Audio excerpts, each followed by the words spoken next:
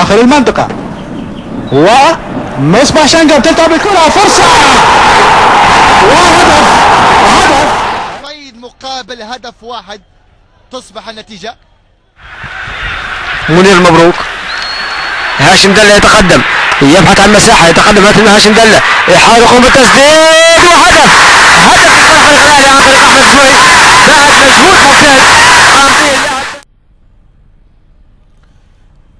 الدقيقة 35 من الشوط الثاني، الأهلي ببني غازي يتحصل على ركلة جزاء. معتز بن عامر يتقدم،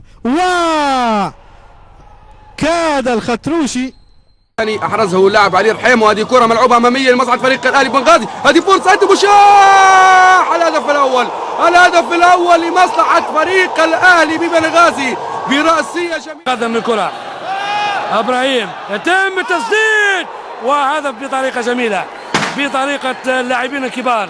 ابراهيم العبيدي يفلح وتقطع الكره عن طريق حسام الجنافي. حسام الجنافي هجمه من الجهه اليمنى، وفرصه سليمان عبد الصادق. هدف اول لصالح فريق الاهلي بنغازي. ضربة الجزاء، معتز بن عامر يتقدم رويدا يضع الكرة على يسار ناصر خطروش وتعادل.